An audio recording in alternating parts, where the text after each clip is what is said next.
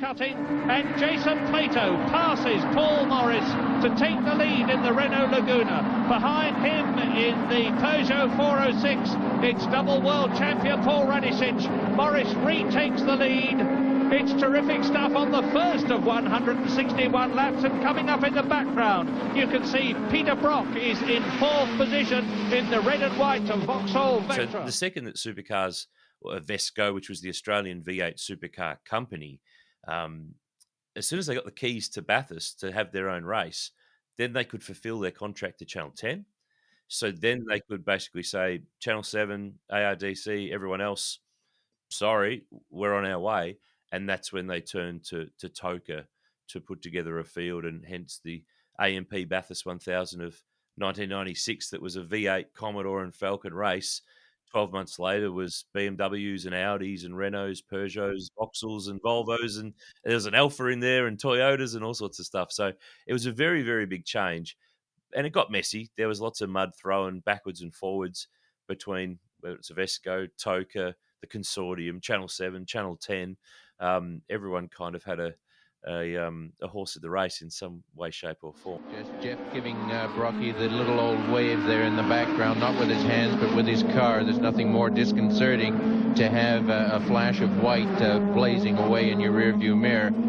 Brocky won't do anything too untoward here, but I think Jeff is starting to say, I need to get by him. I'd like to get a little bit closer to my teammate. Could not have a Bathurst 1000 without Peter Brock on the entry list. And he actually at the time was contracted to Channel 7. He had a television show with 7 at the time that was kind of one of those, I think it was called Police Camera Action. It was one of those clip shows with bad driving and stupid stuff on the road that became a Wednesday night 7:30 type TV show. So he was contracted to 7 and was very much in there. And he didn't appreciate the fact that he had pressure to not drive in that race because he was contracted through Tom Walkinshaw to the Holden racing team, the factory Holden team in the V8 supercars. So there was a lot of grief. There was a lot of drama in the background to get him to be able to do that event and to do that deal, even to the point where right up until when they announced that he was driving that Vectra, which was sponsored by the Australian Grand Prix Corporation, to promote the next year's Formula One race, which is a very smart PR move. It was clouded in will it or won't it happen on the morning of the actual announcement. But huge to have Brock as part of it because he gave it validity outside of the fan base, outside of the motor racing tragics that we all are. The man and woman on the street in Australia knows who Peter Brock is, and if he's in it, then it's worth watching. And if you thought the 1997 race was special, boy, what a race the 98 race was. Well, meantime, back in the race, look at this, because here is the Volvo with the Nissan right up behind it. So, Rickard Rydell in the lead now, and Matthew Neal challenging him. The British Touring Car Champion of 1998 lead, and Matthew Neal is having a go at him.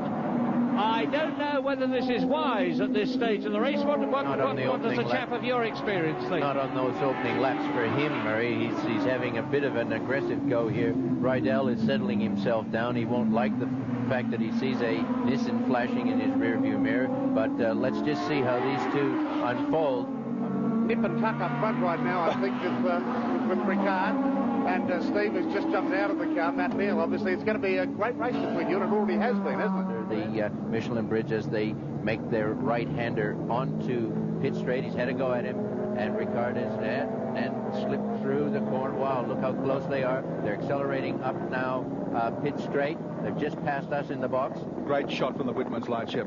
And again, through a hell corner, it is the Primera that takes the lead away from Rickard Rydell. We'll see. Massive highlight for him, I think, to not only lead his first race, but what a race to do it at. You know, this isn't just, like I said, Alton or Brands or Donington. I think that would have been a special moment for him, but to go and do it at Bathurst, yeah, absolutely great. And he's such a lovely, lovely guy, so it couldn't have happened to anyone nicer, really.